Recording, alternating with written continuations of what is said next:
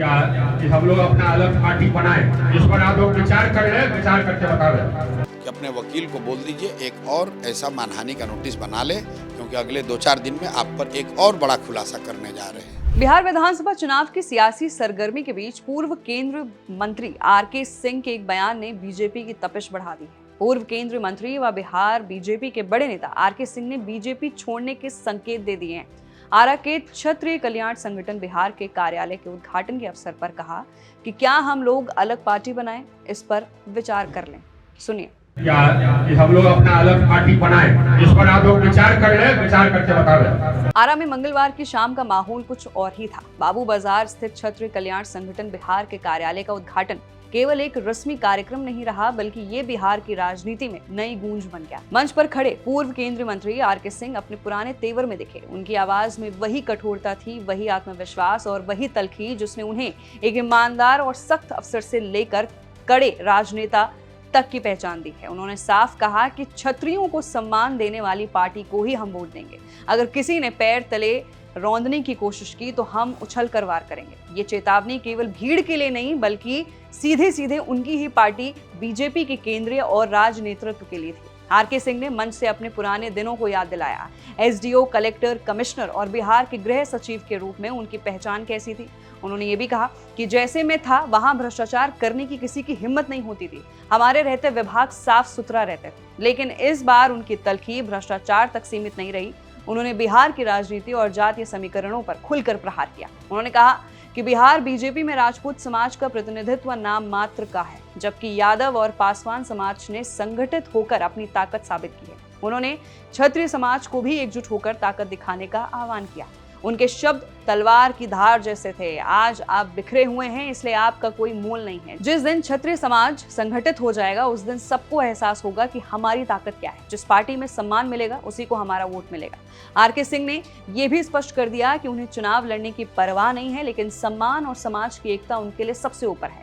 आरा junction पर वीर कुंवर सिंह की प्रतिमा लगाने और फिर खुद की माल्यार्पण करने का किस्सा सुनाते हुए उन्होंने ये भी जता दिया कि जब सम्मान की बात आती है तो वो किसी की प्रतीक्षा नहीं करते। उनकी ये गरजती हुई आवाज बिहार की राजनीति में नए समीकरण की आहट दे रही। क्या ये महज एक चेतावनी है या वाकई क्षत्रिय समाज को लेकर एक नई सियासी जमीन तैयार होने वाली है?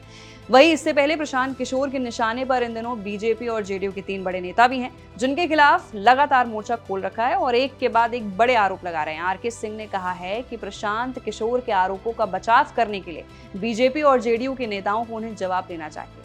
जन स्वराज पार्टी के संस्थापक प्रशांत किशोर आजकल डिप्टी सीएम सम्राट चौधरी और बीजेपी प्रदेश अध्यक्ष दिलीप जायसवाल के साथ जेडीयू नेता अशोक चौधरी के खिलाफ आक्रामक तेवर अपनाए हुए हैं। यही नहीं, प्रशांत किशोर कई बड़े खुलासे करने की तैयारी कर रहे हैं। उन्होंने कहा है कि वकील तैयार कर लें अशोक चौधरी, क्योंकि एक बड़ा खुलासा करूंगा उन पर। इन सबूतों को इकट्ठा करने में मेरी मदद बिहार का हर वो व्यक्ति कर रहा है जो व्यवस्था से जुड़ा है। अधिकारी, रूलिंग पार्टी के नेता जो भ्रष्टाचार से त्रस्त हैं, वही मेरी मदद कर रहे हैं। सुनिए।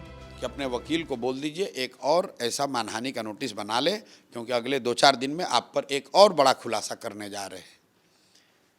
मानहानि का नोटिस भेजने से प्रशांत किशोर डरने वाले नहीं हैं। आपने जवाब नहीं दिया, आप पर जो इल्ज़ाम लगाए गए, आप पर जो आरोप है, उसका आपने जवाब नहीं दिया। जन स्वराज का जो एजेंडा है, जो बातें हम लोगों ने बताई हैं कि अगर जन स्वराज की व्यवस्था बनी तो 6 चीज़ जो एकदम तुरंत with in matter of days हो जाएगा, उसमें एक चीज़ भ्रष्टाचार से जुड़ा हुआ है। हम लोगों ने कहा कि जन स्वराज की व्यवस्था बनी तो इन मैटर ऑफ आवर्स शराबबंदी को हटा दिया जाएगा, शराबबंदी के फर्जी कानून को हटा दिया जाएगा। अगर जन स्वराज की व्यवस्था बनी तो 24 घंटे या 72 घंटे के अंदर 60 वर्ष से ज़्यादा उम्र की हर महिला पुरुष को, विधवाओं को, विकलांगों को 1100 नहीं 2000 रुपये का पेंशन मिलने लगेगा। तीसरी बात कही गई कि 7 दिन के अंदर अंदर एक नया विभाग बना दिया जाएगा, जिसका काम सिर्फ और सिर्फ ये होगा कि बिहार से बाहर गए 50 लाख युवाओं को वापस लाकर यहाँ पर रोजी रोजगार की व्यवस्था कैसे की जाएगी। चौथा काम ये होगा कि जिन गाँवों में सरकारी विद्यालय की स्थिति खराब है, वहाँ पर लोगों को ये सुविधा दे दी जाएगी कि वो चाहे तो प्राइवेट स्कूल में अपने इलाके में अपने बच्चों को पढ़ाएं, उसका फीस सरकार भरेगी। 5वां काम ये कहा गया कि मनरेगा को सीधे कृषि से जोड़ दिया जाएगा, ताकि बिहार का किसान जो धान, गेहूं, ज्वार, बाजरा की खेती छोड़कर नकदी फसल की खेती करना चाहता है उसको मनरेगा के तहत मजदूर मुफ्त में दिए जाए, मुहैया कराए जाएं।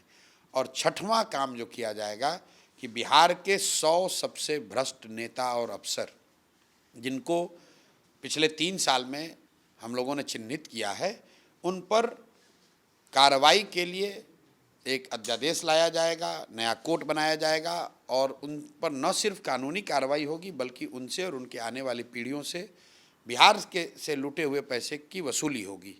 अब इसी क्रम में जो छठवीं बात है होनी है, उसी क्रम में जो 4-5 सबसे बड़े लोग चेहरे हैं उनके बारे में जनता को बताया जा रहा है कि भाई देख लो कि भ्रष्टाचार का स्केल कितना बड़ा है। जिस बिहार में गरीब व्यक्ति 400 रुपया के पेंशन पर अपना जीवन बिता रहा है, वहाँ पर बिहार सरकार का मंत्री सैकड़ों करोड़ रुपए की प्रॉपर्टी खरीद रहा है। जहाँ पर बिहार के बच्चे 10-12 हज़ार रुपये के लिए अपना घर परिवार छोड़कर अपना हड्डी गला रहे हैं, वहाँ पर यहाँ के नेता और मंत्री करोड़ों में लूटपाट कर रहे हैं और इतना पैसा लूट रहे हैं कि जानकारी के मुताबिक इन लोगों ने अमेरिका में, इंग्लैंड में, ऑस्ट्रेलिया में घर और प्रॉपर्टी खरीदी है। तो बात जनता को बताई जा रही है। जैसे शराबबंदी पर बात करते हैं, जैसे बिहार की शिक्षा व्यवस्था पर बात करते हैं, वैसे ये भ्रष्टाचार पर बात कर रहे हैं। तो ये जो आप प्रेस कॉन्फ्रेंसेज आए दिन कर रहे हैं, इतने मोटे मोटे कागज़ लेकर आप आते हैं, सबूत के साथ आते हैं, कौन मदद कर रहा है आपकी? बिहार में हर वो व्यक्ति जो व्यवस्था से जुड़ा हुआ है और इस व्यवस्था से नाखुश है, वो यहाँ के बड़े अधिकारी हो सकते हैं, यहाँ के नेता हो सकते हैं, बड़े पत्रकार हो सकते हैं, आरटीआई एक्टिविस्ट हो सकते हैं, सामाजिक राजनीतिक कार्यकर्ता हो सकते हैं और जो रूलिंग पार्टी हैं, जिन दलों के नेताओं की आप बात कर रहे हैं, उन दलों में जो बड़े नेता हैं वही लोग सारी जानकारी दे रहे हैं। क्योंकि मैं कोई इन्वेस्टिगेटिंग एजेंसी तो चलाता नहीं हूँ, हम तो रोज़ अपना काम कर रहे हैं। तो जानकारी आ कहाँ से रही है? जानकारी बिहार के उन लोगों से आ रही है जो लोग इन लोगों को एक्सपोज होते देखना चाहते हैं। वहीं पीके ने बीजेपी नेता मंगल पांडे को भी सियासी कटघरे में खड़ा करते हुए देखा गया था। पीके के द्वारा लगाए गए आरोपों पर बीजेपी नेता आरके सिंह ने कहा, मेरा तो साफ मानना है कि जिन लोगों पर आरोप लगाया गया है उनको सामने आकर उसका उत्तर देना चाहिए। साथ ही आरके सिंह ने यह भी कहा कि अगर उनके इस कदम को बगावत समझकर बीजेपी कोई एक्शन लेती है तो उन्हें इसकी चिंता नहीं है। वहीं बात अगर करें बिहार में राजपूत वोटों की, तो ताकत ज्यादा है क्योंकि बिहार की सियासत में जातिगत सर्वे के मुताबिक 10% के करीब सवर्ण जातियों का वोट है, जिसमें 2 बड़ी जातियां ब्राह्मण और ठाकुर यानी राजपूत है। बिहार में ब्राह्मणों की आबादी 3.65% है, राजपूत की आबादी 3.45% है, वहीं भूमियार 2.86% और कायस्थ 0.60% है। बिहार में ब्राह्मणों की आबादी ठाकुरों से ज्यादा होने के बावजूद राजनीतिक भागीदारी तुलनात्मक रूप से कम रही है, क्योंकि बिहार में राजपूत एक प्रभावशाली जाति, जिसके चलते सभी राजनीतिक दल इस समुदाय पर अपनी पकड़ मजबूत बनाए रखने की कवायद में। राज्य के करीब 30 से 35 विधानसभा सीटों और 7 से 8 लोकसभा सीटों पर राजपूत वोटर निर्णायक भूमिका निभाते रहे। 2020 में 28 राजपूत विधायक बने थे, तो 2024 में 6 राजपूत सांसद बने। बिहार की राजनीति में राजपूत पॉलिटिक्स हमेशा से ही अपर कास्ट में सबसे मजबूत रही है। सबसे ज्यादा विधायक और सांसद इसी जाति के होते रहे हैं, वर्तमान में भी हैं। कहा जाता है कि किसी गांव में अगर राजपूत समाज के 200 वोट हैं तो वो 400 वोट के बराबर की ताकत रखते हैं। इसका मतलब ये है कि राजपूत समाज अपने साथ साथ दूसरे समाज के वोटों को भी प्रभावित करते हैं।